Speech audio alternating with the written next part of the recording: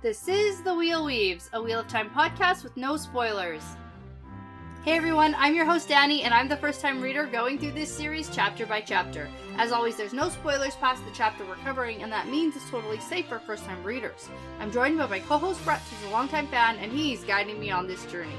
We'd like to thank and acknowledge our executive producers, Brandy and Kirkwood, Sean McGuire, Yanis, Albert Lorenzo, LightBlindedFool, Deyvis, Ferreira, and Kristen Jordan.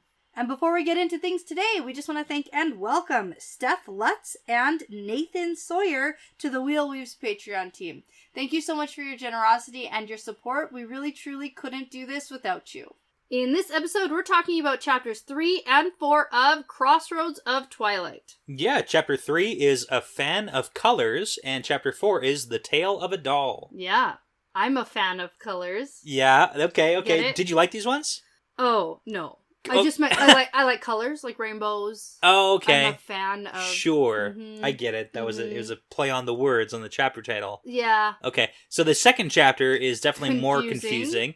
It's gonna help because I can fill in who we know and why we know them. That will help. I've been looking forward to this because, especially in that second chapter. It makes a lot more sense when you know why people are doing what they're doing. Yeah, as soon as I would think that I'm understanding what's happening and where things are going and why, something else would happen to make me be like, oh wait, never mind, that's wrong, I think. And the two people that are like doing most of the talking in that chapter is just like, there's a lot of wrong information being spread. That's my favorite part. It doesn't help. That's my favorite part of all of it. That part I did pick up on slightly. Okay, so I'll remind you when we get into it. I think I would say confidently I understand about 40%.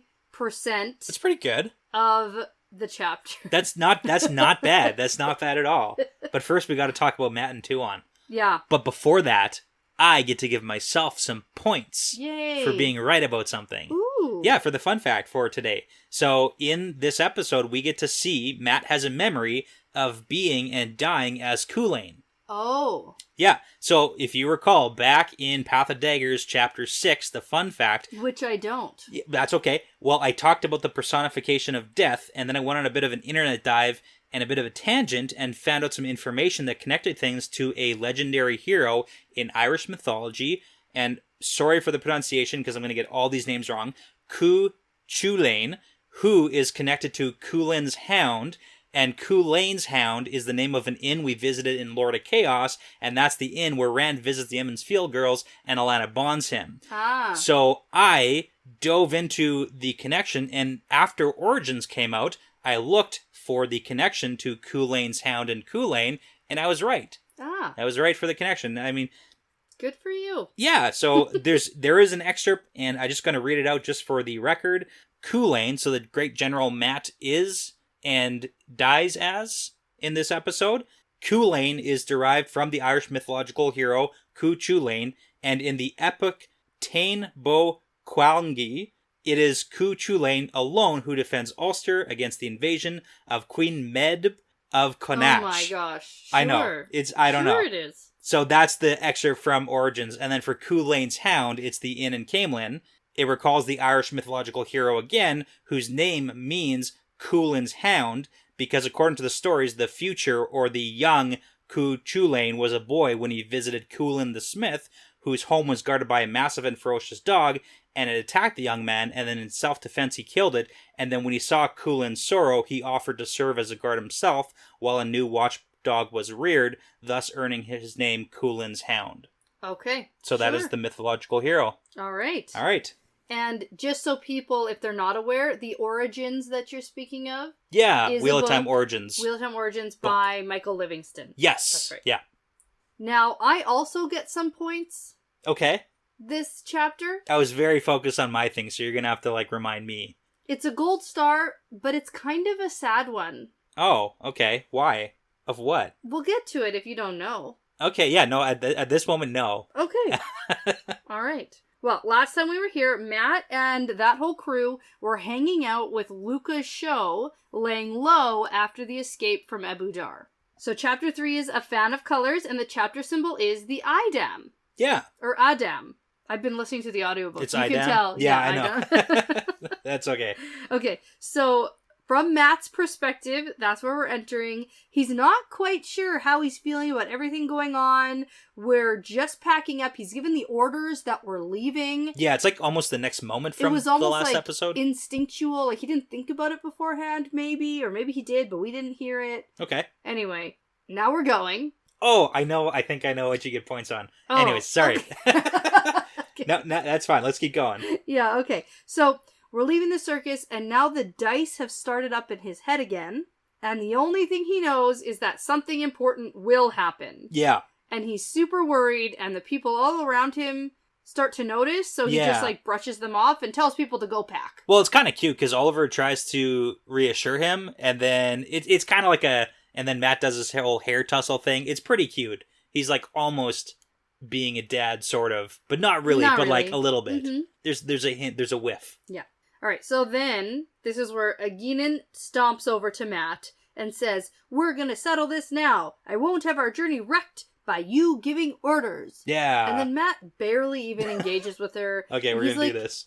There's nothing to settle. You're not even my real mom. Yeah.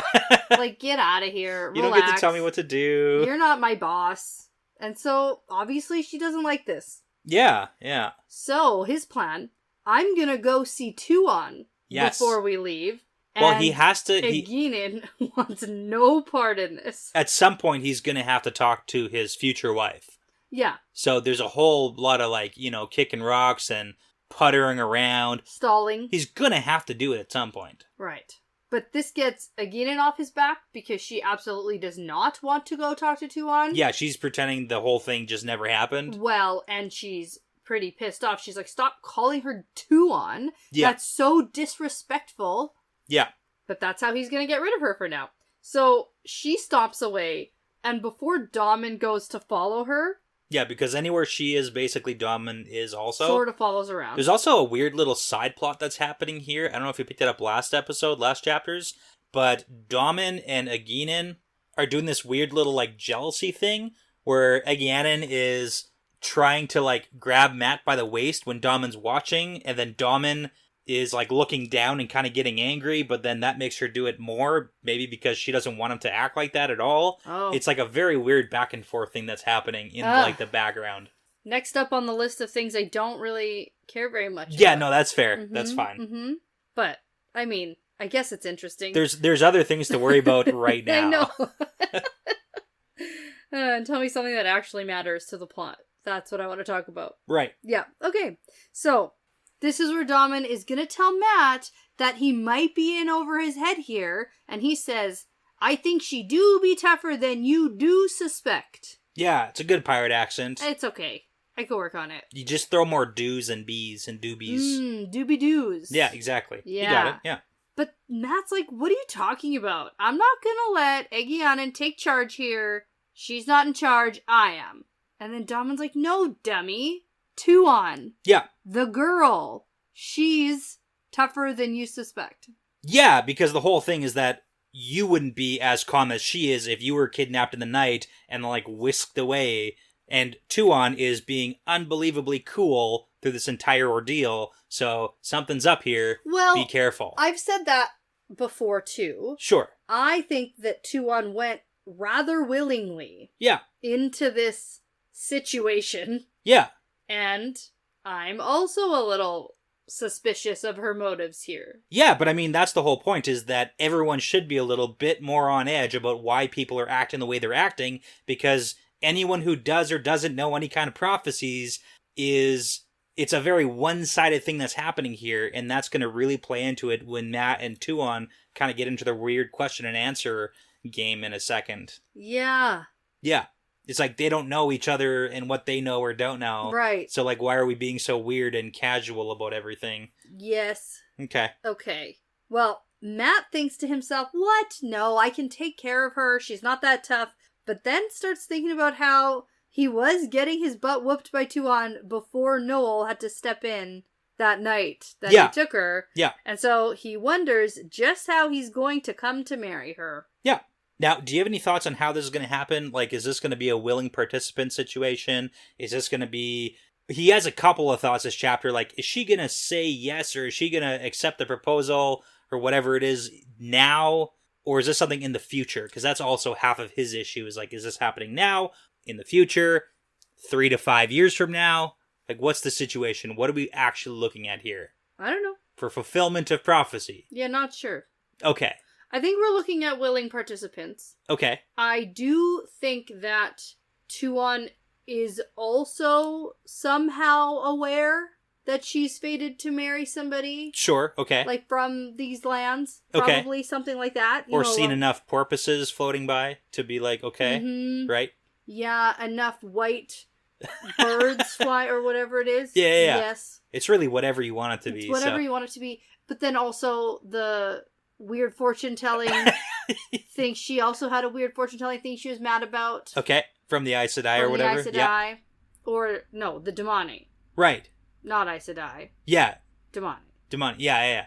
It was like one that was on the boat or something. I can't remember exactly. Yes, that's right. Yeah. That's what we're talking about. He did spend a lot of time on boats. Mm-hmm. That's fair. But no, I do think that she will be willing. I think that they're both willing only because they've been told that this is going to happen. Okay. You know? Does that make it will? I don't know if that makes it willing. Anyways. I don't know. I'm not sure about her yet. Apart from the loving Damani like they're animals. Like if you don't know if you like her yet? Yeah. Okay. Because I kind of like her. Okay. But you're not sure. Yeah. Okay, well, is that a like prerequisite for Matt to marry? Like, do you have to approve of Tuon for him to marry her? I don't think it matters. No, it doesn't sound like it. I'm just trying to determine if she's like better or worse or the same as Tylan. Gotcha. Right. So. Yeah. Okay, that's fair. But I don't know. I don't know what my gut says just yet about Tuon. I kind of think she's funny. Yeah, that's fair. Well, and you know what the major difference between Tylan and Tuon is? Tuon's head is still connected to her body. Whoa, too soon. Brett. If you haven't read these chapters. That is too soon for me to talk about. Okay, let's come back to it then. Okay. Let's just keep powering through here. Alright. So, Matt's going to head towards the wagon that Tuon, Selusha, and Satalanan are sharing. And we get a ton of description of everyone packing up. And Matt does some more thinking about how Tuon has been way too cool and calm about this entire situation. Yeah, he's stalling the entire time. The whole time. So he finally makes it to the purple wagon that Tuon is staying in. And then he stalls a little more by watching some guys hook up the horses to the wagon. And when he's finally done stalling... Yeah. And there's nothing left to do... He goes in. Yeah, it's finally time to go in. Now, the interesting thing is that Harnan, he notes, has a tattoo of a hawk on his cheek. And on my version of the book cover, I don't know if it's just because you hear that. I vaguely think that maybe there's supposed to be like a little bit of red on his cheek. But I looked on the bigger version of your cover, and it's not as distinct. So I don't know if it's actually there. No. But that's supposed to be Harnan on the cover. Well, we know these aren't exactly perfect. You could say those are, words you could use. Mm-hmm. But anyways, I just thought it was interesting because I looked. I tried to see it. Yeah. Well, everybody always talks about how Nicolas Cage is riding out of the Two Rivers on the Eye of the World cover. I would watch that version. So, yeah. Not everything is exactly accurate. It doesn't have to be perfect. Okay, so we get a whole lot of description of this wagon, since it's a pretty decent wagon. Like the inside. I imagine it's just because Matt is stalling as much as possible, he takes time in the wagon while he's in there to look around before he even looks at the women, too. Well, okay. That's generous. Yeah. I think this is just an RJism. His brain is stalling. I don't think that's it. Okay. But anyway, all the women are inside. Tuon's hair is growing back. Tuon's hair is growing back. That checks out with the cover of the book. Yes, except that she's not dressed in all blue. Well, From head to toe blue. She's not. She's actually just in a brown wool dress. Not yet. The blue comes out later. Selusha has her just boobs hanging out. Yeah. So, yeah, there's that. And keep in mind that during this interaction, Matt still thinks that Selusha is just a maid. Yes, that's true. Even though she's secret bodyguard. Bodyguard who will kill you. Well, you definitely will. Yeah. Now, Tuon looks up and says, Satel has kept her informed. And she's heard the story Matt has been saying. And then she whips a pottery cup at his head and he has to drop to the floor to dodge it. Yeah, you missed the part where every single time she talks to him, she calls him Toy. Toy. At the end of every sentence. Yeah, and that starts the whole my name's Matt thing that goes back and forth the entire time. Yeah. No. And then he's not going to call her anything except Tuon Tuon. if she's not going to give him some respect. Right. Can't get no respect. Can't get no respect. Yeah. We got it. But then we learn that Matt had the audacity to tell people that Tuon is a servant. Yeah. Oh, big Not mistake. just any servant. A thieving servant. Yeah. Big mistake. Big mistake. Huge. So, You know what's also funny, though? Is that she whips the pottery cup, and then she picks up the chamber pot, and Selucia takes it from her, and the way it reads to me is she handles it carefully, and the biggest reason you want to handle a chamber pot carefully is because it's not empty. Oh. And Tuon was going to whip that at Matt. Oh. And then Satao hands her another cup and says, haha, we have lots of these. We have lots of these. So not only is Satao on her side... She thinks this is all very funny. Yeah, poop was about to be thrown. I don't know. In my head... Maybe chamber pots are harder to come by. Maybe. And if she throws the chamber pot... Full of poop. No, I would say not. Okay, well, I'm gonna double down. I would say they're not just sitting in this small... That's what a chamber pot's for, isn't it? I know, but you dump it out right away in the I don't morning, know how it works. I assume. I don't know. Anyways. Have to assume they're not about... Because the wagons are being hitched up to horses. Okay, we're not about to go with... I have a solution. I say it's full of poop, you say it's not. Yeah. Let's meet in the middle, say a little bit of poop. No poop. I don't want any of that. Anyways, okay, so Matt called her a servant. That was a big mistake. Yes. So, yeah. Yeah, so Matt starts to explain that he can't exactly go around telling people that she's the daughter of the Nine Moons, and Selucia's angry and says she's the High Lady Tuon because she's still under veil. Yes. Which obviously confuses Matt. Yeah. Doesn't make any sense. And Tuon tries to say, hey, listen, Selucia, he doesn't know anything. Yeah. We gotta give him some grace and we have to teach him. Like a little bit, but also she's still not going to be a servant. No. Change the story. Yeah.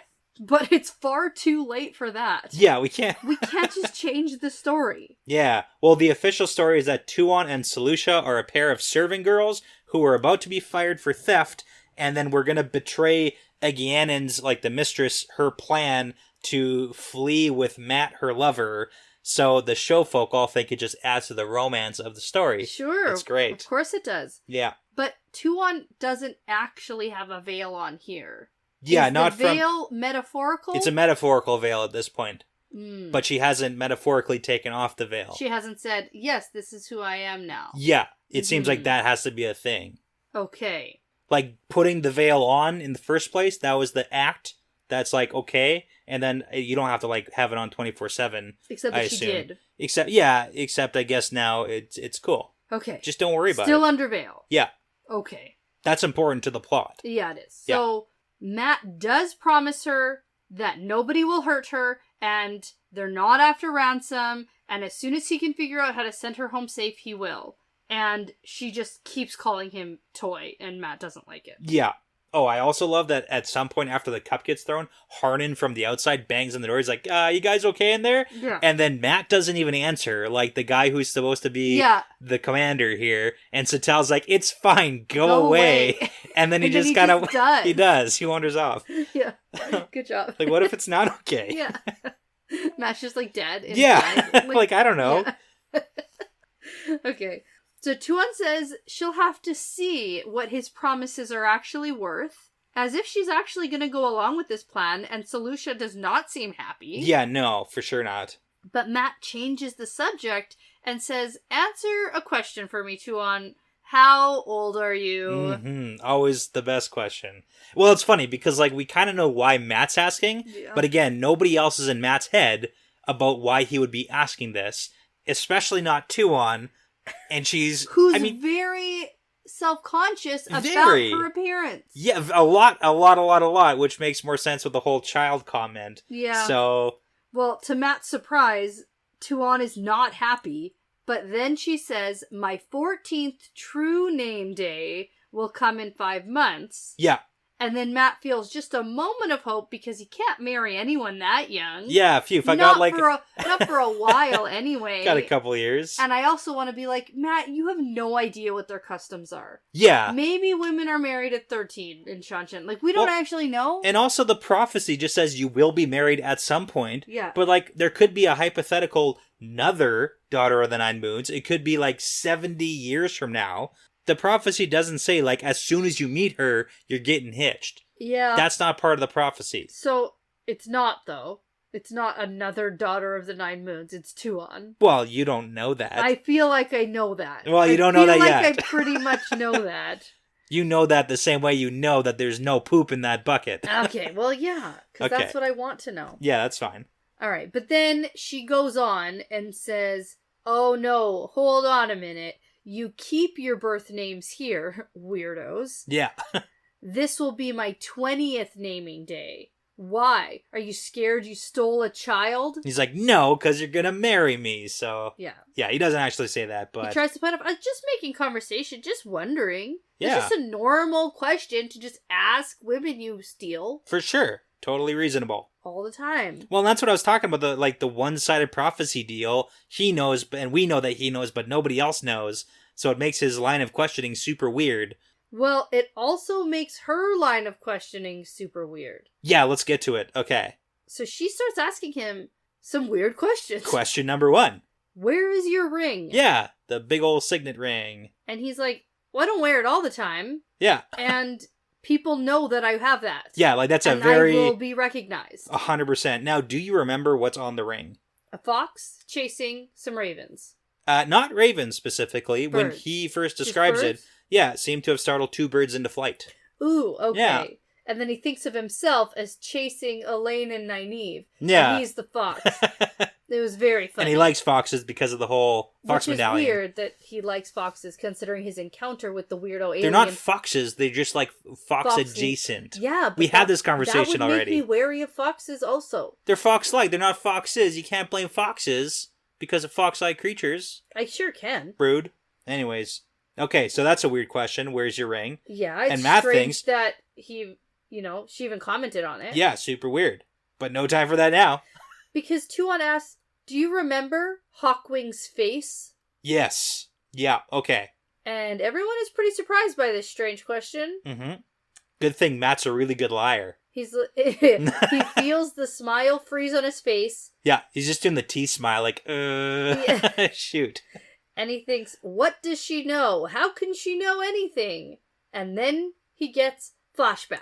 Yeah. So, he's lying under the sun holding a very bad side wound, and he's bleeding out, and he sees a tall man in armor crouching beside him, and the guy tucks his helmet under his arm, and he's got a hook nose, and this is for sure Arthur Hawkwing, and he says, you fought well against me today, Kulain, and many days passed. Will you live with me in peace? And then with his last breath, he laughs in Arthur Hawkwing's face. And he hates remembering dying. Which makes sense, because if he can remember that, that's bad. But he does remember Arthur Hawkwing's face, and also he apparently remembers Arthur Hawkwing's face from like a bunch of other encounters. Yes. Like during the war or even before, and Arthur Hawkwing has always been just like kind of a dick. Yeah, well this whole idea that he has seen Arthur Hawkwing in different scenarios as different people? Yeah. Or do you think he's seen Arthur Hawkwing lots of different times as Kulain? So, in this, he remembers from other people. So, that leads me to believe, because someone asked me a question once about Matt's memories. Yeah. And whether or not it's like a Rand soul reborn situation. Like, is Matt remembering his past lives? Yeah. For example. But that doesn't make a lot of sense. Yeah. If he's remembering the same guy from like one lifetime. Yeah. So he's just remembering a bunch of other people's memories. For sure. Well, he had these memories implanted when he went through the doorway. Right. Like, this is one of the things he got. I know. But it's always been a question about what I think this is. Okay. Because I don't know that for sure. Well, I didn't know that was 100% on the table, but just because we get a very specific time frame of when these memories are from. Yeah, I know. We've talked about it before, and this just further clarifies. Okay. That's all I'm saying. Okay, so you're on the side of not? Yeah, not. Not, okay. Mm-hmm. Okay. And is. Okay, good. Not and is. Good. Very clear.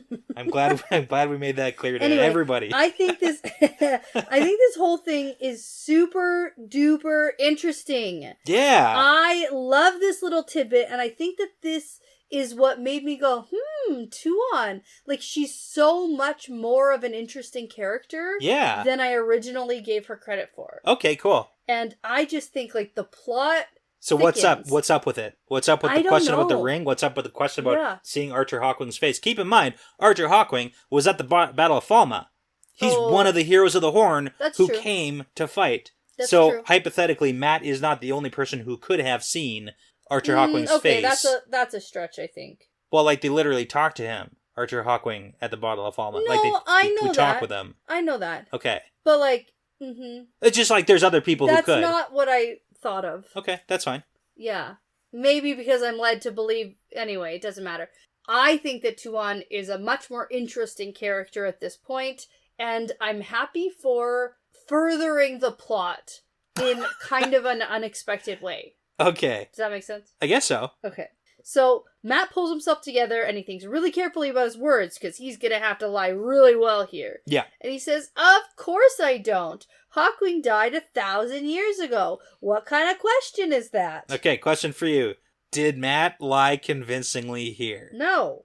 Because he even thinks, like, oh, if you can't lie well, then you're not going to get along well with women or something. Yeah, I don't think so. Okay. Because I think at some point, Selucia's, like, eyeing him sideways. Yeah. Because, like, she knows something, too. Yeah. It just feels like Matt froze and then waited way too long to answer. Yes. And then he's like, no. Of course not. All right. And when he says, "What kind of question is that?" Tuon opens her mouth like she's going to say something else, but then she says, "Oh, just a stupid one. I can't say why it popped in my head." Yeah, good Sorry cover. about that. We're all good liars. Yeah. And then Matt thinks, it must be because I'm Ta'Viren, and people say weird things around me sometimes. Nailed it, okay. And it's like, we're gonna have to talk more about this. Never bringing that up again. At some point, maybe not in front of other people, just... Sure. Because... Yeah, because like Satal and Anne, and then there's Selucia here, and it's like, what is happening? Yeah. So Tuon tells him that she hasn't decided what she'll do after returning to Ebudar. She still might have him made Da Koval. Property. Which is hard for me to say. Say property. But since Matt made her promises, she'll make a few of her own. And so she says, "I will neither escape nor betray you in any way, nor will I cause dissension among your followers." Yeah. And everyone is pretty surprised by this. And Matt thinks that she must be insane to think he'll ever believe her offer. Except... he does believe it. Yeah, it kind of seems that way. Yeah. Seems like she's telling the truth. Yeah, I think so. Yeah, and again, I think she came pretty willingly here. Yeah. I don't think she was going to try to escape. Okay. Otherwise, she, would have. Is she They're causing... a mile away from Ebudar. Yeah, it's, really close. She could probably just leave. There's many opportunities here. She literally could get her horse and go. Yeah. It seems like Satal and Satal here is kind of a weird situation because we know she really doesn't like how the money are treated and all that stuff. But she seems to not be on Matt's side with this situation because she's handing cups for Tuon to whip at Matt's head. Oh, she thinks that's funny. Okay. Yeah. It's just it's a little bit weird. She doesn't really like Matt. Okay. Stop that. Anand thinks that this is funny. Okay, all right. I'll give you that. More than anything, I think. Sure. Okay. But anyway, Matt's like, "I don't really know what to say or do here, so I'm going to spit on my hand and offer it to her." Same way you do when you trade horses. Yeah. It's good. It's better than blood. That's true. Better than blood. It is better than blood. It's not great. Yeah. But it's better than blood. Yeah. And then Tuon's like, "Your customs are earthly." Earthy. Earthy. Earthy. Earthy. They're earthy. Yeah. Yeah. And then so she spits on her own hand and they shake hands and she says, "Thus our treaty is written, thus agreement is made." Also, what does that writing on your spear mean? No. So... that's what his spear says. Oh. So back in the palace... oh! Yeah, back in the palace, we saw her staring at his Ashendari, and then she can read the old tongue. Oh. So she's saying what the spear says. I thought she was Yeah. shaking hands and saying that. She is, as like a thing. I forgot that's what his spear said. Yeah. Okay. So it says, "Thus is our treaty written, thus is agreement made." What does that writing mean on your spear, Toy? Because she's using that as a way to seal this deal too. Yeah. Because clearly he's made a secondary deal. And that's why Matt starts whimpering, not because of the inscription, but because when they shake hands, the dice stop. Yeah. So that's a big thing. Yeah. We got a lot of dice rolling around here. Starting, stopping. Yeah. And I mean, he keeps being like, oh, what does it mean? What does it mean? But it's like, clearly Tuon is linked to all these things. Yeah. She's important, man, to the prophecy. Like, Yeah. you kind of got to stay around her. You just made a deal to, like, kind of work together. Yeah. That kind of makes sense. And you're fated to marry her. Yeah, so. it kind of makes it, like, it's not that big of a question mark in my head, at least. No. It's like, I understand why the dice would start and stop. But there's no time for that now. Right. Okay. But before we get into that, I think we should take a really quick break and then jump back in. Sounds good. Okay, we're back. And just in time for a knock at the door. Right. And it's Tom. Yeah, he's back. So Tom's back from the city. Yep. Which means now we can leave. Yes, it does. Officially. Yeah. But Matt asks Tom what he found out. And so Tom comes into the wagon and closes the door and is just gonna share in front of everybody. Yeah. Here we go. Everybody here can know what Tom found out. Well, I mean, Matt, if you didn't want everyone to know, don't ask.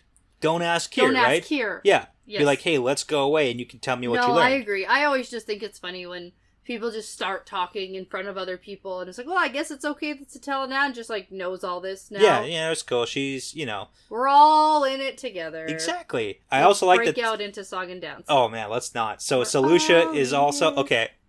Okay. Together. No. Fine. No. Selucia's eyeing Tom because he's like slipping knives back into his sleeves and stuff. And then Matt sees her like eyeing him up. And she's like, oh, she doesn't seem the type to like the dangerous kind of guy. But again, Selucia's secret bodyguard. No, not Tom. Matt. Because when there was a pounding at the door, Matt whips his knives out and says, Tuon, get behind me. And Selucia eyes Matt. The dangerous man thing. Curiously. That's the weird thing then. Mm-hmm. Yeah, I don't get it because Matt is like thinking of himself as a dangerous man. Yeah. It's weird. Okay. Anyways. Yeah, because he thinks he scared the fragile lady. Okay. By whipping out his knives really fast. Okay. He's thinking, oh, that's weird that she looked at me impressed like this. I guess so. But it's just Matt. Yeah, Matt doesn't usually think of himself like that. Okay. Maybe. Right? No, I don't know. I think more than anything, it's a commentary on how he thinks she's just a maid. Yeah, that's fair. And is confused why she'd be impressed by his knife flailing skills. And this isn't even the most important thing. You're right. Tom's here. Tom has news. Tom is here. There's news, people. So Tom has learned that the streets are full of rumors about Tuon, but nothing about her disappearing. And all the Shanshan officers think that she's either still in the palace or off on an inspection trip. Like, shocker, again, and it's correct. Like, literally told you that. Yeah, exactly. And then even Tuon's like, well, did you think that they would announce it from the streets, idiot? And he still can't believe it. Yeah, she goes, as it is, Sarath might be considering killing herself for the shame. And I went, no. Doubt it. No, she's not. Doubt it, yeah. If anything, she's, like, in trouble maybe with, like, dark friendery stuff. Maybe. Maybe. Like, maybe. Yeah. But really, Matt's biggest concern right now is trying to figure out what the dice stopping might mean. Yeah, but there's more important things. Because Tom tells Matt, Tylan's dead. Yeah, here we go. They're keeping it quiet for now, but one of the palace guards told Tom they're planning her funeral feast and Beslin's coronation for the same day. Yeah. And Matt demands to know how, and then also at the same time starts wondering how Beslin is going to deal with all of this, considering he hates the Shanshan. Yeah, he wanted to lead an uprising against the Shanshan, and now he's supposed to be the king, I suppose? Yes. Of Ebu Dar under Shanshan leadership. Yeah. So, Yikes. Number one, big news, Tylan's dead. Yeah, I know. Okay, how does that make you feel? Not as good as I was thinking it would make me feel. I mean, we played into a lot of jokes about Thailand dying. So those are, that's my points. Okay. This is the gold star I get because I feel like I said it enough that it counts as a prediction. The first time you said it, I was like, haha, it's going to be funny, but also not. So the issue I'm having with is how she died. Yeah, so let's talk about that. And mostly because it's making Matt upset. You know what I mean? Yeah. I'm not sad she's dead. Yeah, okay. And I think that there is a little bit of a mystery around how she died. Matt doesn't think that there is. You think there is? It feels a little bit more, yeah. Okay, maybe. All right. So let's get into the specifics then. So first off, there's rumors in the street of what happened.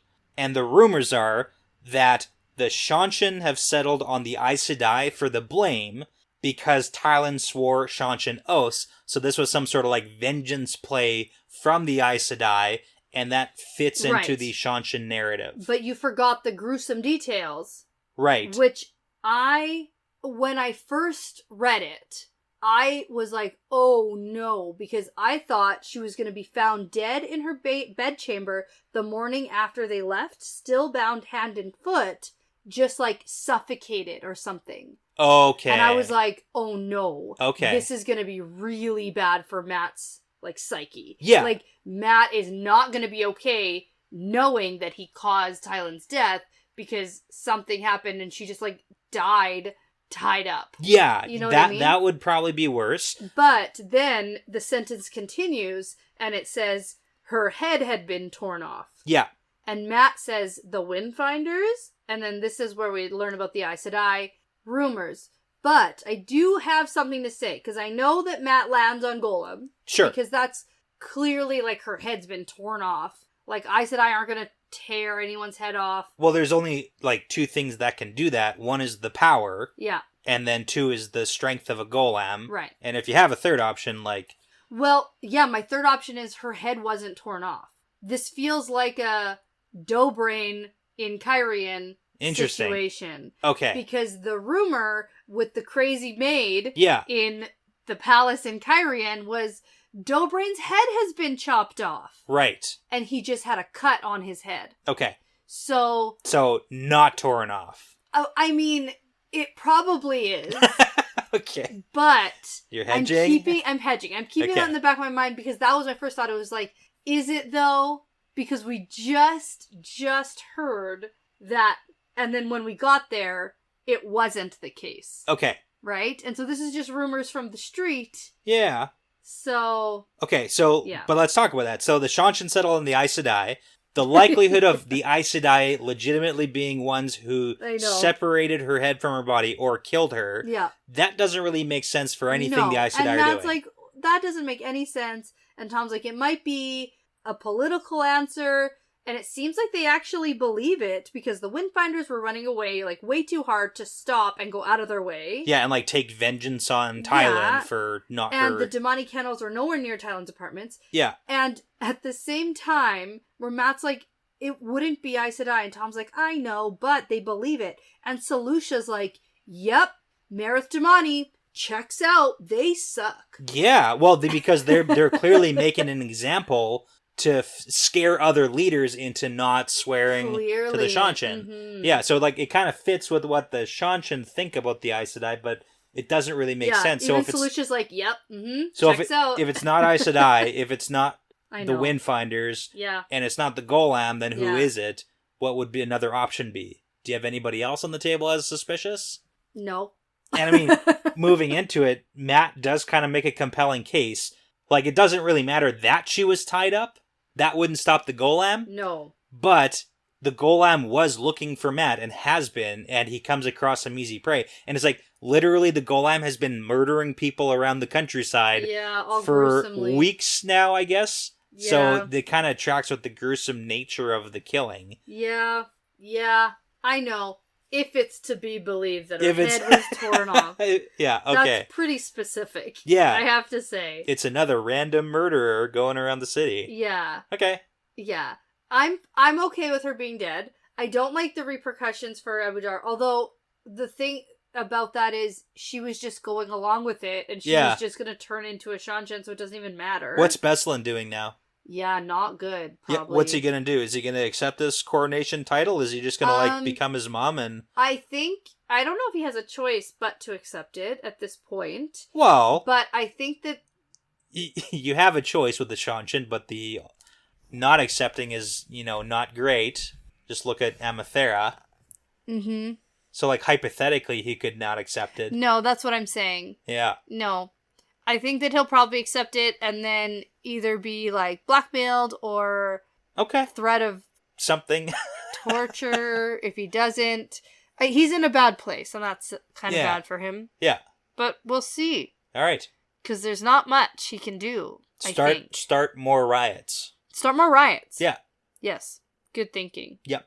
But anyway, Matt's not doing so well. This whole thing is pretty emotional. And then Tuon's like, oh, you cared pretty deeply for her, hey? And Matt's like, yes. No. I kind of am a little responsible. Fine, but this is so much bigger than how much I liked her. Yeah. Well, and it's also he's a little bit responsible because if she wasn't tied up, maybe she wouldn't have been in the room at that moment. She might have left to go eat breakfast or something. Maybe she wouldn't be in that situation. I know. I think that's my biggest downfall with her death here, that I can't really be happy for it. Yeah, you wanted her dead, but not like this. Not like this. Not like this. Okay. Not like this. Not to the point where Matt is going to feel sad. Yeah. I didn't want that. I didn't want Matt to feel personally responsible for it. Yeah, that's fair. That's the sad part. Okay. Now, back to the interesting bit, too, with the golem. Oh. Because Tuon has a question. Well, because Matt says, he says out loud, she couldn't even call for help. Easy prey for the golem. It was looking for me. And then Tuon says, what's a golem? And then Tom says, shadow spawn. And describes it to her. Yeah. And then Tuon's reaction is so good because she raps him on the head with her knuckles. Yeah. I think that's called a smartie or something. My brother used to do it to me as a kid. No, you're talking about a noogie? No, when you smack him on the head with your knuckles. Oh. Yeah. Your also brother works did that to with you? a baseball cap and the little bump in the middle. Oh, yeah. You smack down on that, yeah, so that really hurts. Yeah. Anyways. In a loving way, it's fine. Sure. Mm-hmm. This isn't loving. No. Right, but then she says, well, I'm happy you show your loyalty to Tylan, but I won't have superstition in you. I will not have it. It does Tylan no honor. And it's what the hell are you talking about? Well, it's number one, she doesn't believe in shadow spawn.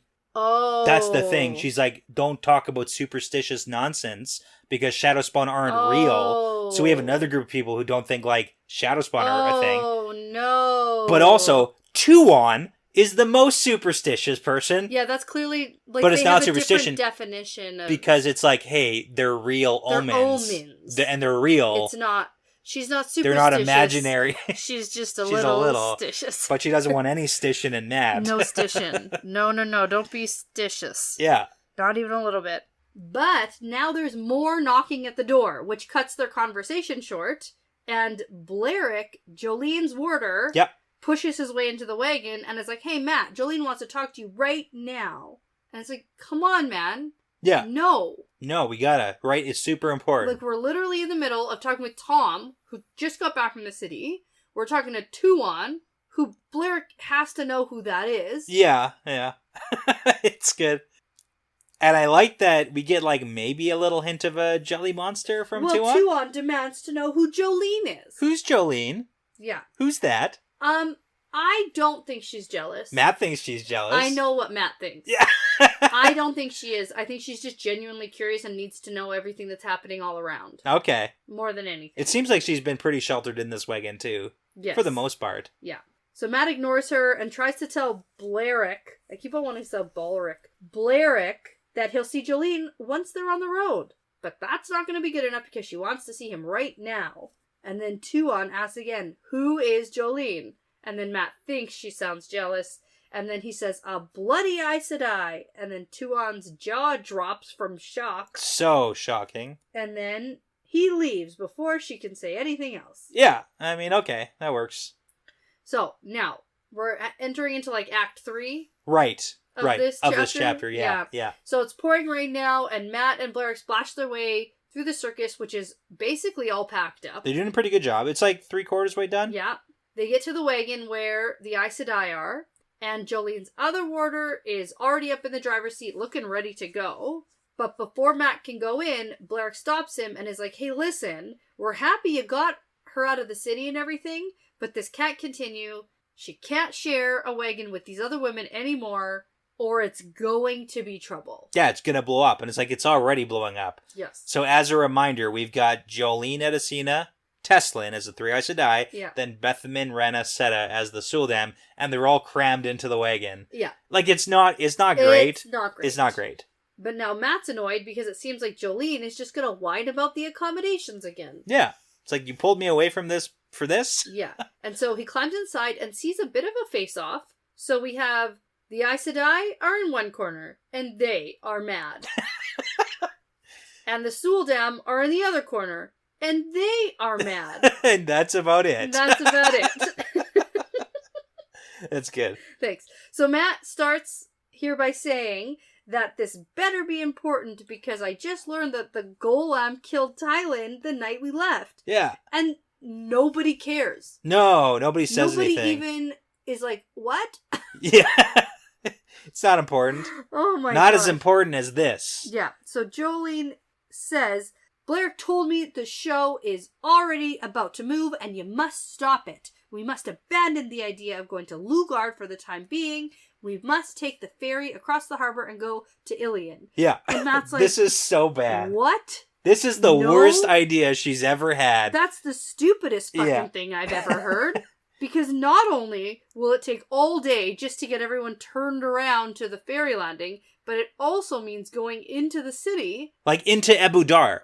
Like back into Abu Dar, the place you just escaped from, and had to be super crazy secretive and have a master plan work out perfectly. This is a terrible idea. Like, no, we're not going back into Abu Dar. Yeah. No, Jolene. And going to Lugard means going away from the Shanchen. Yeah. Because there are patrols all the way to Ilion. Yeah, there's tons of reason. Because, like, also, the Shanchen patrol, like, they control the west. So, like, let's just go there where there's less guards. This is a horrible idea. And then Teslin butts in and is like, no, I've told you, we're not risking it. And then Jolene starts to lose it on Teslin and is like, get a hold of yourself. Just because you're a prisoner for a bit doesn't mean you should fall to pieces. Yeah, you know what? Fuck you, Jolene. Yeah. Yeah, shove it. My notes say, Jolene doesn't know what it's like to be a Damani, and it shows. Yes, and she's a horrible person in this chapter. Oh, just She always says some terrible things. Yeah. And it gets worse. Well, because she doesn't like Edicina. Yeah, and she's like, we should have left the rebel Aes Sedai to the Shanchen because she's a rebel. Like, that's Edicina. Wow. Edicina's the rebel. Yeah. Yeah, like, Jolene, you're going off the handle here. Uh-huh. And then Rena, the Suldam, is like, hey, Matt, so we still have the Adam. Like, we didn't get rid of them. We still have them here. If you want us to teach them some manners. Yeah. Like, we can do that. And Seta's like, yeah, good idea. Yeah. You know what? Let's just Jolene. Just Jolene. Just so she can have a taste. Half an hour, 45 minutes, a cool hour, whatever. I think all 6 of them actually should take turns. Yeah, I mean, I don't... Except that it's so much more than just wear it for half an hour. I know, and I don't it's normally... the psychological torture. I don't normally condone psychological torture, but, don't? like, Jolene is pushing it. Yeah. Oh, man. But she doesn't know. That's the problem. That's the issue. But, yeah, Mm-hmm. Yeah, got it. Yeah, that's all. Normally, I have that in the definite no column for psychological torture. I know. It's shifting into the maybe you're pushing it. Yeah. Okay. But actually, Bethamin here says, "I think we're done with the Idam, but there are other ways to settle them down. That's true. Like a good spanking. You beat the crap out of Just them. beat them. That works too. And then Matt waits just a moment for it to look like he's considering his options here. Yeah. And then he says, that won't be necessary. But then he asks Jolene why she's so adamant about heading towards Ilion. Like, you know that horrible plan you just came up with? Why? What's the purpose? What could be a greater danger than the Shanchen? Yeah, yeah. And then finally, Jolene says that someone is channeling, like a lot. Like a lot. And the other Aes Sedai all nod in agreement. And Matt's like, what, in the camp? An inconceivable amount. Far away to the north. Yep. And it must be crazy amount for them to feel it. And at this distance, they wouldn't be able to feel every sister in the tower channeling, so it must be the Forsaken. And I say, this must be a timestamp. Timestamp for the cleansing. The cleansing, that's Yay. right. Okay, so now we sort of have things lining up here. Yep. And then on top of all of this, we get a cool new superpower. Yeah. The fan of colors? That's the one. I wasn't sure what you were going for here. Yeah. It's so cool. So Matt thinks for a moment and then is like, well, you know, if it's far away, we're just going to stick to the plan. Jolene goes on arguing, but then he just stops listening. And he doesn't expressly think of, like, explicitly think of Rand and Perrin. Yeah. But the fan of colors still shows up. And this time, it forms an image of a man and a woman seated on the ground, facing each other, and he knows for sure it's not the Forsaken, and he knows it's Rand. Yeah. So that is so cool. Okay, but when you said, like, new superpower, like, No, this has been an evolution of said superpower. Okay, listen, though. I got confused. I was like, there's nothing new. Yes, there is something new. Okay. This is new, because before it was just like, ooh, we see swirls of colors when we think of our friends, and Matt doesn't see anything except swirls of colors. Yeah.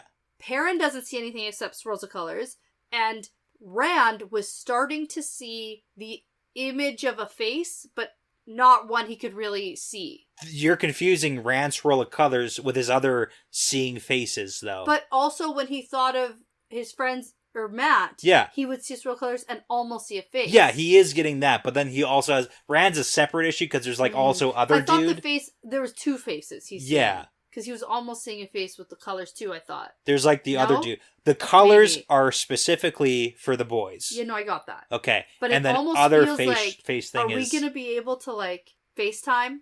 I mean, maybe. Or maybe just get some video messages sent? That would be good for communication. That's kind of what this is. Yeah, I would like that. In real life, that'd be horrible, where if I accidentally think of anybody, it's like I open up a FaceTime call directly to your brain. That'd be the worst. Be like, It's more like...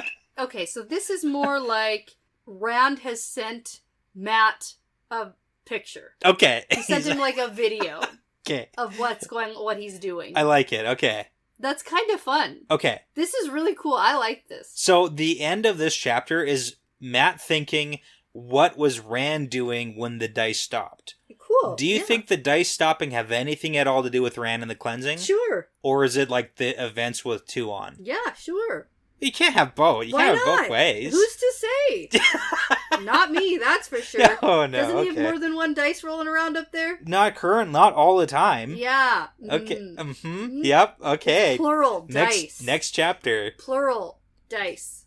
Yeah. Lots of different things. But it's like a cup of dice, right? It's not like a couple different cups of dice. Exactly. Sets of dice. Sets of dice. All right. There we go. Anyway. All right. Cool. That's kind of fun. That was a fun chapter. It was good. We got some information. Yeah. Things are happening. Okay. All right.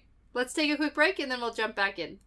Okay, so we're back and we're going to jump into Chapter 4, The Tale of a Doll. Yeah. Tale. The story of a doll. Yes. Not a doll with a tail. Not a doll with a tail, yeah. Yeah. Mm-hmm. So the chapter symbol is the Shan-Chen helmet. Mm-hmm. And now, we alluded to this at the beginning, but this chapter wasn't easy for me to understand what was happening, really. Yeah. It makes a lot of sense once you know who these people are and the previous interactions they've had with other people. Can I tell you my wrap-up? Sure. My summary of this chapter? Yeah, okay. So basically, this chapter is about the Shan-Chen Seeker having mostly accurate information and then coming to some mostly wrong conclusions about that information. Yeah. But it's still not good for our crew.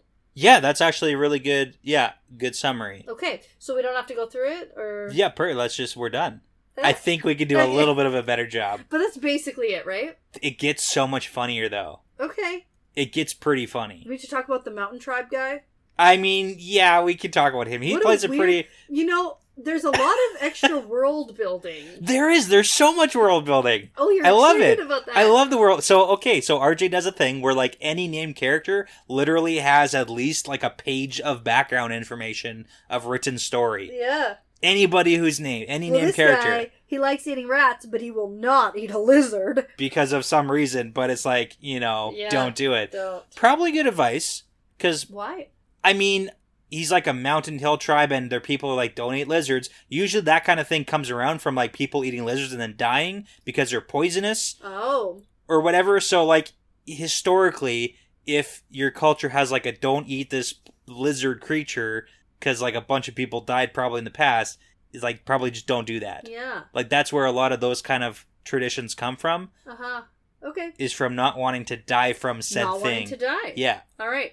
Well, the perspective we're about to jump into is not the mountain tribe guy who No. we're talking about a lot right now. It's the important guy. How do you pronounce this name? Doesn't matter because we're at the point in the series where the names, just like pronunciation, doesn't matter. It kind of matters. Just do whatever you want. We just need one to... It's Kareed. It is Kareed. Yeah. Furyk. Okay. Furyk. I can get on board with that. Kareed in the audiobook. Yeah. Not to be confused. Kadir. Kadir. And my notes got pretty muddled at one point. I had to go back and correct because my brain just does a thing. Kadir, but it's Kareed. Kareed. Yeah. Now, we've seen this guy before, question mark? Yeah, we have. Okay, so very briefly, right? Very briefly, but he was there. So in Path of Daggers, during Rand's Shanshan war thing, Kareed is the Death Watch guard who has about 2,000 soldiers, but most of them are like Terrabonners and Amedicians, and he thinks that he's fighting 40,000 men, but he's really fighting Rand, and is like 5,000 guys. Oh, and is that where Suroth comes into the tent with Leandrin and... No. Oh. No, but at that point, where we see him is his group gets attacked and massacred, and then he orders a retreat, and then later on in Winter's Heart, he's mentioned as a banner general who's staying at the Wandering Woman Inn, which is where he is right now. Oh, okay. Yeah. Okay, then.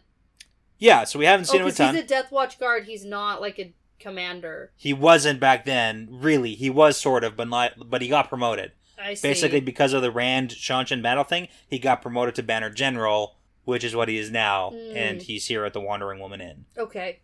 All right, well, he's sitting here at his writing table, at his room, at the inn. Yep. And his servant, Ajimbura...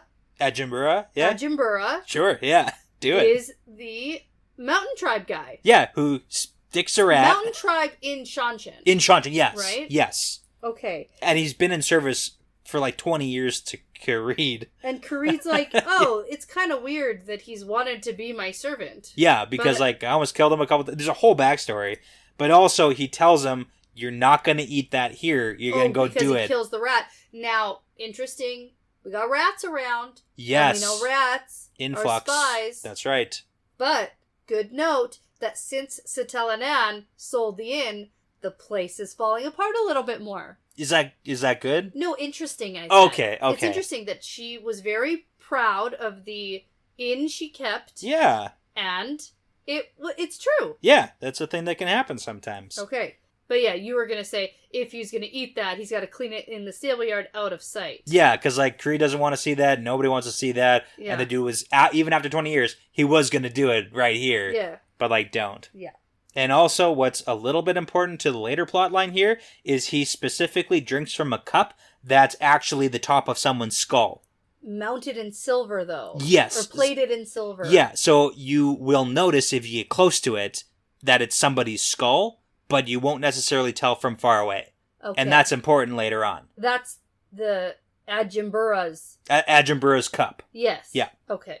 Now, this is where we get the recap on how things are going for Kareed, since he was promoted after fighting against the Ashaman, and now people want to learn from him since he's fought the Marth Damani, and nobody has done that for centuries. Yeah, so he's like got a little bit of experience, and I mean, yeah, technically, he does. And he thinks about that unknown weapon that the Aes Sedai have revealed. Yeah, that's a super minor plot point that everyone has forgotten about and never talked about again. Well, I mean, that's the gateway explosion. It is, yes. And but we heard right from the beginning, once that happened, they're like, ooh, secret weapon. I know, and then it was never really mentioned again. Yeah. Except for now. So he's reading a bunch of reports, and then this is the stuff I totally zone out. Yeah. And I'm like, oh, gosh. But then we get the really important information that he can't focus because the very important thing that happened was that as a Death Watch guard, his literal number one job is to protect the Imperial family, which is Tuon, and 9 nights ago, Tuon vanished. That's right. And we can assume that on the 6th day, they left. Yes. They were packing up. It was like they were on their way. They were going. Yes, that's what it seems like. So it's like a 3-day time lapse from Matt last chapter. Okay. Now, we get that he has not considered killing himself, even though he's shamed by it, but the Death Watch guards fight to the last, and since he's the highest-ranking guard in Ranland, it's his job to find Tuon, not just off himself. Yes. And, like, that's a bad system in the first place, is immediately kill yourself. Yeah. Because you're taught people, like, are they just... There was somebody recently who was like, oh man, I wish all those guards around Turak didn't just kill themselves so we could have some sense of what happened around That was there. the Seeker. Oh, that was this guy, right? Because he wanted to go question people, and he's like, I guess I understand, They're all but just dead. Damn, that sucks, and it makes it really difficult to find out any information. Yeah. Yeah. So, yeah, and that is difficult. Yeah. So anyways, the other tricky part is that he does have people searching for Tuon, I know. but nobody is told what they're looking for, Hence, just to go look for stuff. Hence, the guy who went to Luca asking about horses. He's like, I'm looking for horses. He's not looking for horses because No. he didn't even look for the horses. But, like, he doesn't even know what he's looking for? Or does he actually know? No. Oh. No. So Creed here thinks, like, nobody knows. Nobody's told what they're searching for, so it's making it really difficult to actually get important information from this. Yeah, that's fair. It's like, this is a bad search system, guys. Also, some incriminating news about Tuon. Oh, yeah. Yeah, so the fact that she just willingly up and went with Matt is not so surprising when we learn that she has disappeared twice before, once right up to her own funeral, and all because of her own scheming. Yes. So this is her fun pastime that she likes to do. Well, I she mean, likes to disappear on people. She thinks this is funny. So, not necessarily funny. I know that. But also, with the Imperial family and the, like, taking the spot of the Empress, you have to compete against everybody. And she's like so she's not just doing it for kicks and giggles. I know. She's a schemer. I think it's shits and giggles. But I didn't, what? You said kicks and giggles. The saying is shits and giggles. It can be both. I don't think so. It's all shits and giggles until someone giggles and shits. Well, that's true too. Thing. No, that's fine. Okay. You can do it for kicks. Like that. Oh yeah, but that's a different That's not saying. the important part of this chapter. It's just a different saying. It doesn't matter. It doesn't matter. It's a different saying. Doesn't matter. Anyways, Kicks and giggles. the other side is that it is now his job to find her or find out who killed her and avenge her. Right. So that's his task, and that's what this entire chapter is leading towards, is what he wants to do. Yeah. Okay. Well, and then this is where a man slips into his room without knocking. And Kareed thinks of a few ways to kill this guy, but then he flashes his little Seeker for the Truth plaque. Yep. Basically like a swipe card, name tag, badge. Yep. And Amjimbura, that's a funny name, gets dismissed. Yeah. And then the Seeker says, "You're involved in Lord Yulin's plans?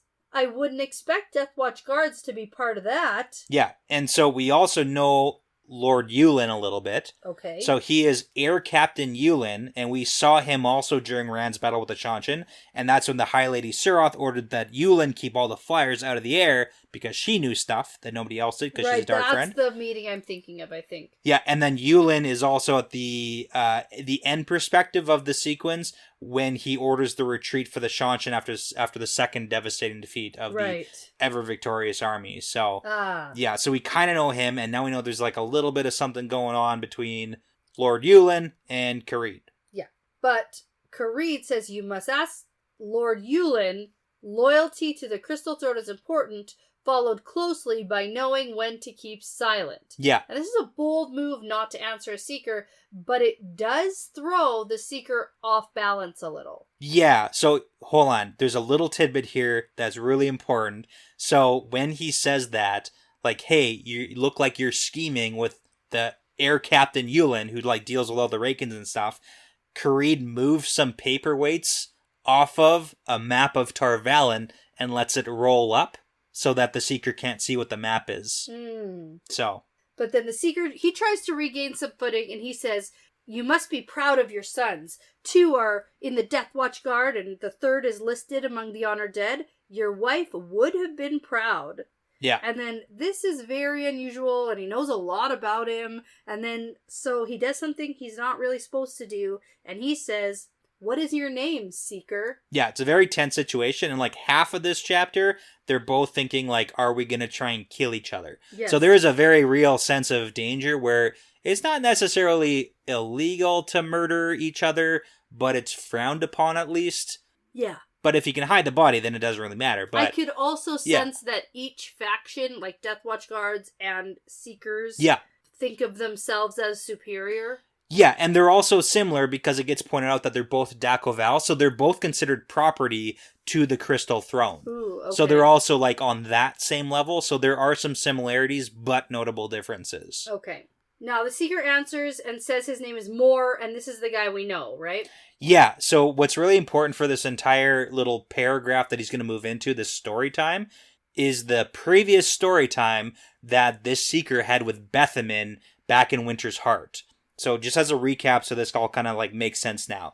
So the Seeker tells Bethamin the story when he tells her to rekindle his relationship with Egianin, that Egianin was sent to Tanchico before the city fell, partially to help find the Suldam who'd been left behind at Falma, and surprisingly she didn't find any, but then when others who were also sent did find some, it was a little bit suspicious. So the Seeker came to the conclusion that Egianin must have murdered the Suldam that she found. Yeah. So he is very suspicious of her. And the Seeker says, when I put the charge to her, like Egianin and myself, she didn't even bother denying it. Plus, she consorted secretly with the Aes Sedai. And then when she left Tanchico, she was traveling on the ship with Baal Dolmen. And Baal Dolmen was also like in Falma at the same time the High Lord Turak died. Right, and that's what I was talking about before, yeah. Yeah, so like that story is important because he's the guy putting all these like correct pieces of information together into the wrong puzzle story. Yeah. And he does it a little bit more here in a way. Yeah, I agree. So the rumor story that came up is that the Seekers have started hearing this in the last few days, and we have to consider that Tuon has now been gone 9 nights. Yes. From Abu Dar, and Lucas Circus left after 6 days. And it also started among the locals of Abu Dar, but they haven't found the original source of the story. And supposedly a girl with a Shandar accent has been extorting gold and jewelry from merchants in Abu Dar, and the title Daughter of the Nine Moons has been mentioned. And none of the locals understand the title, but the description of Tuon is way too accurate, and any local to Abu Dar wouldn't have the correct title, the Daughter of the Nine Moons. They wouldn't have the description of Tuon. Yeah, and the act, like there's no way they'd have all 3 things. So clearly something is afoot here. Right, okay. This confused me. I don't know what's happening. Yeah, so basically there's like some sort of plot happening here that he's trying to figure out. Okay. Now, Karee confirms that the Death Watch guards, because you have the 2 factions, the Seekers and the Death Watch guards, they've also heard the rumors about the Shandar accent, and nobody would be able to put that stuff together. So he asks the Seeker, how is the Terrasen Palace, like, how is Tuon's entourage taking everything? Because there's probably listeners who are, like, listening for information right now. And the Seeker says that Tuon's entourage is acting like nothing has happened. Except Anaf, who is her truth speaker, has secluded herself, which isn't specifically unusual, because, like, she's kind of mean and does that sometimes. Mm-hmm, yeah. And then Suroth is even more distraught and lashing out at people. Well, she's pretty pissed that Tuon is missing. Yeah, and she's ordered the death of a Seeker every single day until she's found, but then had to recall that order because she's going to run out of Seekers. But then this Seeker is also like, I kind of understand it because she's going to be in a real bad spot and pray for the death of a 10,000 tears when shit hits the fan if she has to, like, come to account for it. So that's kind of like the story right now. Okay. So all right. Something's Something's rumors going on here. There's rumors. that are too accurate to actual be from just like rumor mill of Abu Dar. Okay. All right. So Karit stands up and finally is like, so why did you come to me if you believe that the Death Watch guards are implicated in this? And then Moore seems to relax a bit when he realizes that he's not about to be murdered. Yeah.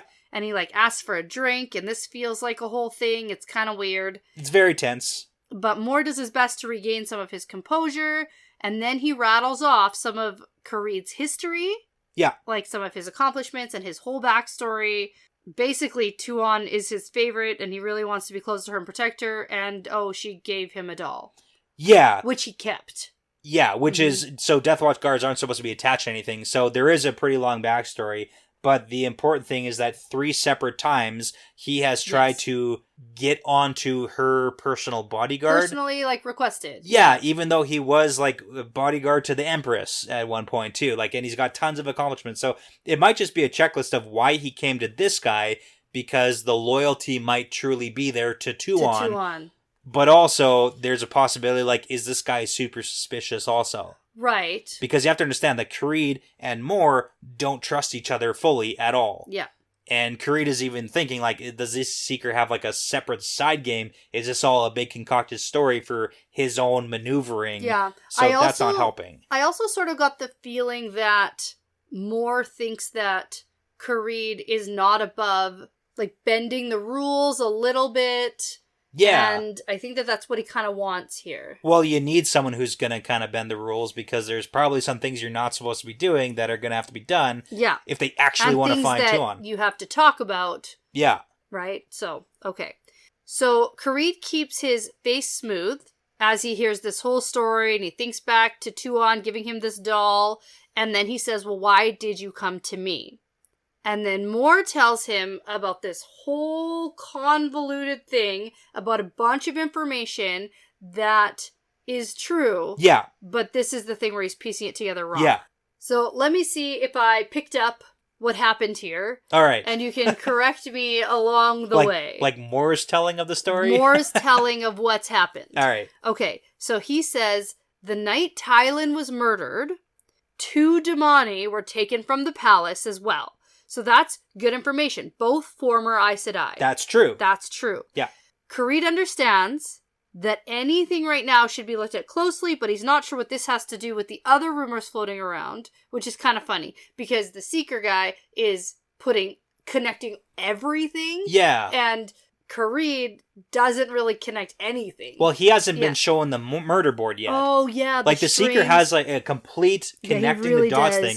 And we also heard from last time that the Seeker, if he's going to implicate certain people, like the Blood, in these plots, if he's wrong, he can just get murdered. And he can also just get murdered if he is right, because then there's, like, a big scheme. Clearly. So even bringing in Karede into this is dangerous for him, so he's, like, very on edge right now. Okay, so Mor tells him that it's an even more tangled web than just that, because several others left the palace that night, including, quote, Tylan's pet. That's right, that's Matt. 4 men who were soldiers. That's the Red Arms. Okay. And an older man named Tom Marilyn, who is definitely not just a servant. Yeah. Which is all true. Yeah. And he really picked up on lots of good things. Yes. And I think that this is a little bit where he starts to go downhill. Yeah, a little bit. So he says maybe Tylan wasn't murdered because she swore fealty, but because she learned things she wasn't supposed to learn. Yeah. And maybe she told these things to her pet. Matt, yeah. Matt. Who then has connections with Tom Marilyn, so he would have told Tom. Yeah. And now, this Tom Marilyn seems exactly the type of man that the very smart and powerful White Tower might send to infiltrate if they had plans in Abu Dar. Yeah. So this is actually the really funny part that I love so much, because so he goes on a bit of a description of Tom, and he's like, he's got good connections. He can mingle with the nobles. He can talk to the soldiers. So smart. He's, like, good at making... best man. Yeah, so he's painted Tom Marilyn into, like, a super spy assassin, 007 style secret agent. Which, like, isn't he actually... For the White Tower. For the White Tower. Yeah. He is all those things. Yeah. But he's not for the White Tower. And when he keeps saying, like, certain plans in Abu Dar, he's talking about the intentional kidnapping of Tuon to bring her back and whisk her away to the White Tower. And Tom Marilyn is the guy. Yeah.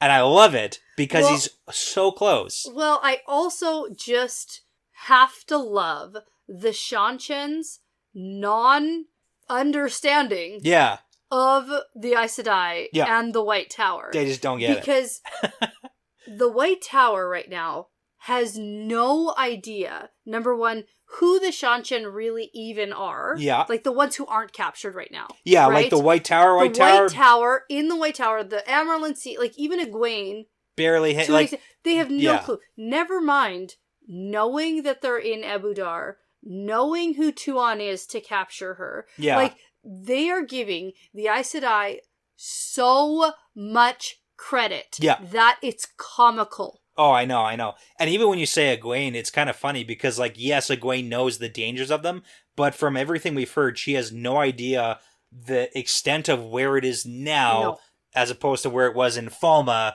like, 2 years ago, when she first got taken. So the White Tower is very focused on their own internal because even when issues. Elaine and Nynaeve were fleeing, it was when the Shan-Shan were first moving in. So they have no idea what the extent is. They're back in full force. They've taken land. They're conquering. It's not good. So sort of right information, wrong conclusions. Yes, yeah.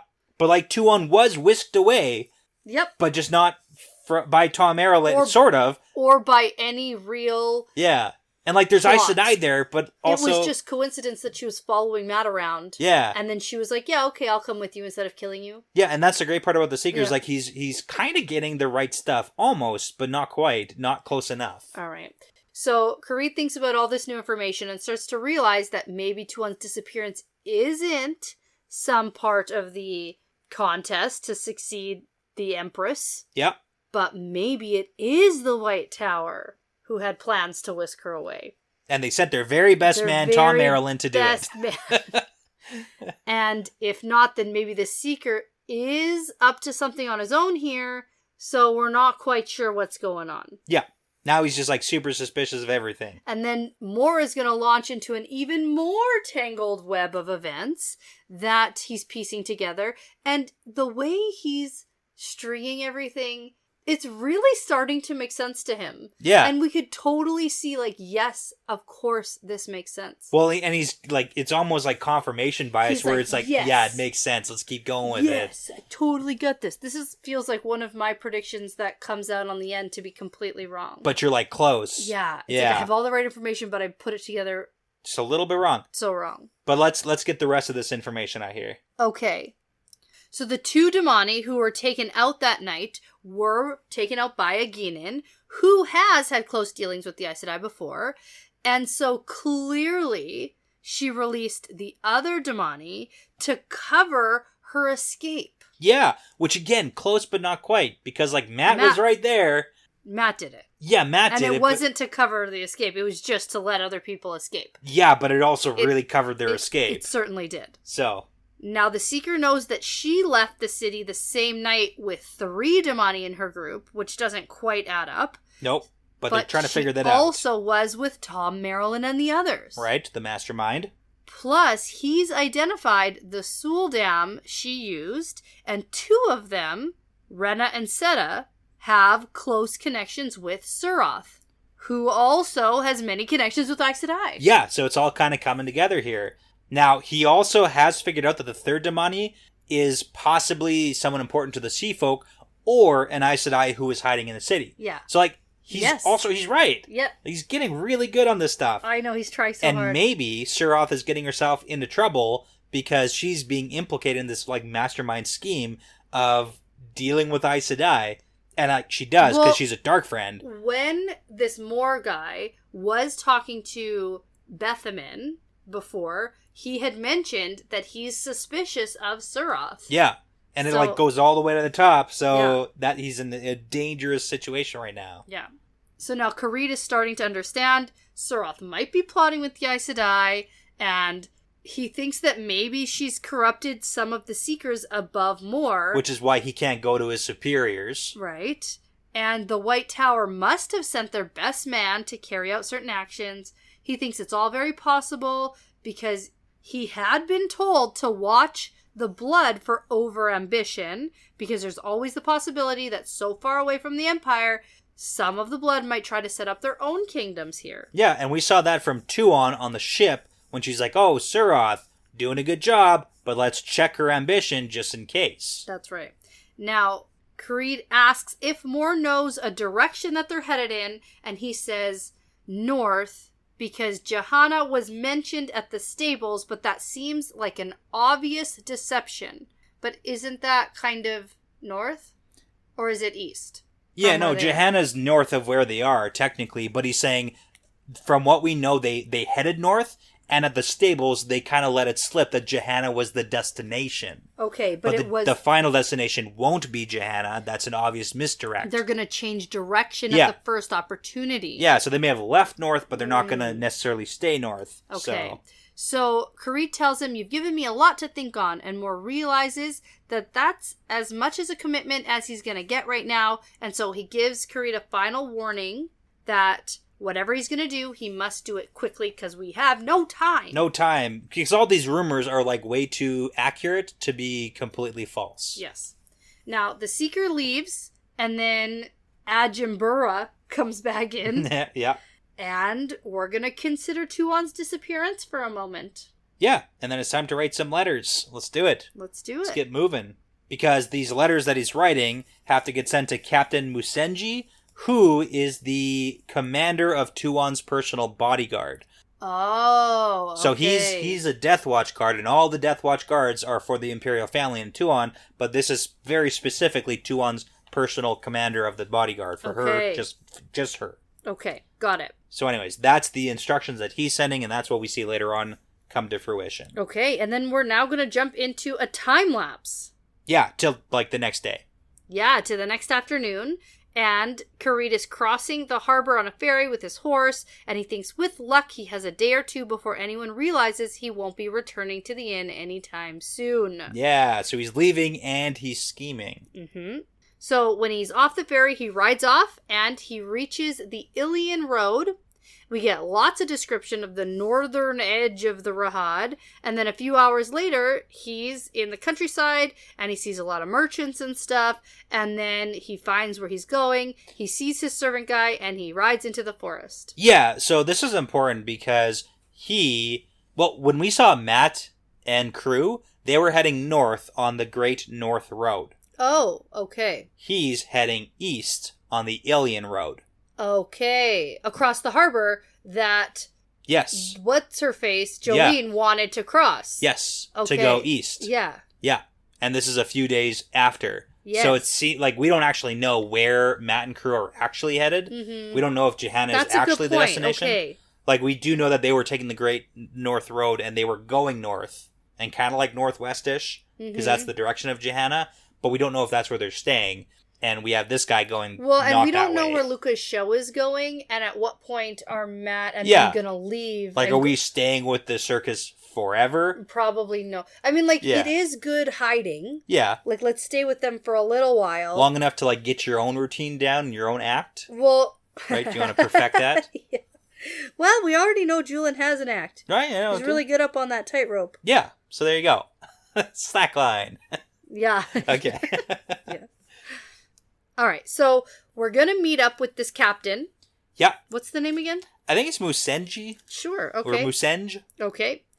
But then there's also 100 of the Death Watch Guard on good horses. Yep. And we have 20 of the Ogier Gardeners in full armor. Okay. Which I think it's funny that even in Shanshan, they're called Gardeners. Yes. Still. Yeah. And it's like, they don't, though.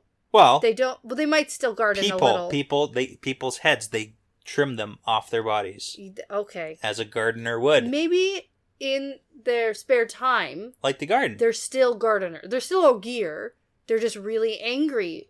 They're angry Ogier. Maybe they're angry. We don't know if they're moods. Well, they are aggressive Ogier. Okay. Yeah, I can't really argue that one. They are more aggressive than our Loyal. Well, for now, you haven't seen... Who was like, oh my god, I killed a Trolloc. Maybe Loyal hasn't had any reason to be that angry yet. Well, yeah. Okay. So they still garden, but just angrily. Right. Yeah, okay, got it. And also, 6 Damani with Suldam. They're South Pole Ogier. That's a good one. Okay. Thanks. Now, Karid meets up with this captain and the Ogier, and he says... No. We get a name. Oh. We get a name. Hartha, the first gardener. The first gardener. Yeah, you can't skip that. Sorry. It's world building. Okay, jeez. Jeez. Okay, well, he asked them, what excuse did you use to get all of these Damani out of the city at once? Yeah, because he asked for 2, and now there's 6. Mm-hmm. And the Durl Suldam. Suldam. Okay. The trainer of the Suldam. Okay. Replies, exercise. Everyone always believes exercise. And she's all like giddy and excited to go on this like adventure. Yeah. And to deceive people. Yeah. Also, we have Mylan. Remember here. Mylan? Mylan's here. She's been distraught ever since she was told Tuon is missing. Yeah, and you remember this one though, right? She was a former Aes Sedai. Yes. Shireen Caminel. And she only responds to Mylan now. She's Tuon's favorite Damani, who was the Aes Sedai who was captured in Falma, brought back to Shanshan, and then Tuon bought her there and brought her back over. Okay. Now, the Ogier isn't happy, and he says, we have no target. We're trying to catch the wind in a net. And then Karede thinks in the past 10 days, the people they're looking for would have put a lot of miles behind them. Yeah. It's like, no. They're 4 days traveling with a circus. Yes. They're maybe like, I don't know, 20 miles from Abu Dar.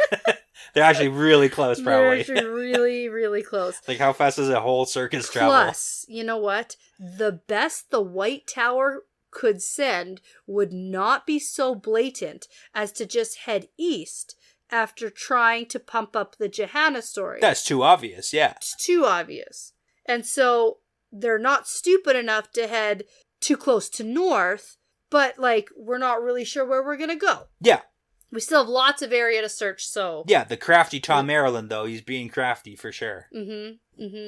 I don't know. I don't know where they're going to look. Yeah. I don't know if I should be worried. I don't know if I should laugh. I'm not really sure. No, we don't, but that's why your description of the chapter was pretty good, because, like, either way, it's not great for our main characters. Yes. Because now we have, like, 100 Deathwatch guards who are to the death loyal to finding Tuon, and 20 very angry Ogier. Angry? I told you, angry. Yes. 6 Damani, like, specifically searching for Tuon.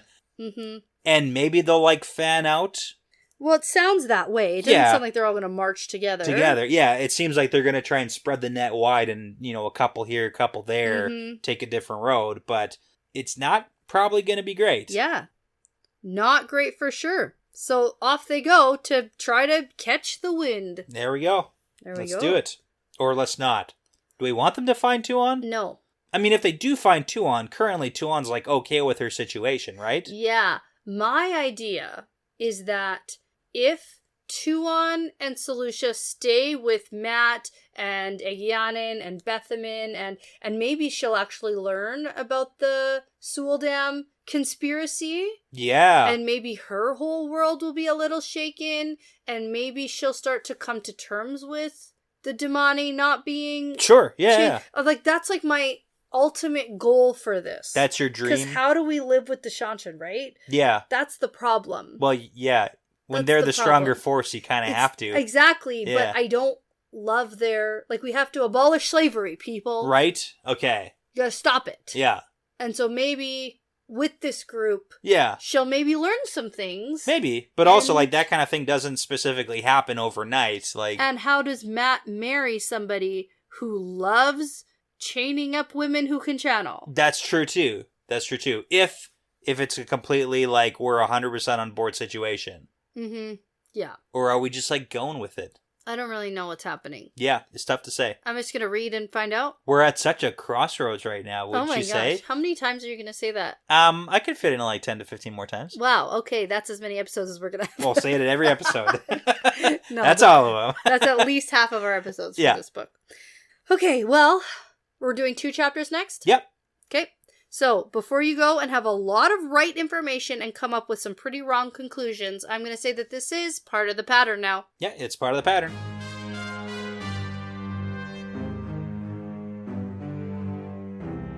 All right, that'll do it for us tonight. But thanks so much for listening, everyone. The Wheel Weaves is hosted by Dani and Brett, edited by Dani, produced by Dani and Brett with Passion Socks, Cody Feltz, Benjamin, Michelle O'Brien, Jonathan Reese, Jamie Young, Megan Smiley, Marta Thier, Margaret, Charlie Haz, Hannah Green, Lance Barden, Elspeth Ahola, Jared Berg, and Adam, with music by Audionautics. Be sure to check out our Patreon page if you're interested in supporting us and the podcast. We'd love to send you some Patreon exclusive merchandise as a thank you, plus you'll gain access to our episodes earlier than everyone else. And at the time of this recording, we have over 40 bonus episodes for your listening pleasure. You can find all that and more at patreon.com/thewheelweavespodcast. For general information about our show and information like how to send us shot glasses, how to join our Discord, and how to get in touch with us, visit thewheelweavespodcast.com. Plus, find us on social media on Twitter, Instagram, and TikTok at The Wheel Weaves Podcast. And as always, be sure to give us a 5-star review because it really does make a huge difference in helping other people find us. And be sure to tell a friend, Riyadh, because referrals really are the best compliment. Thanks again for listening. This really is part of the pattern now.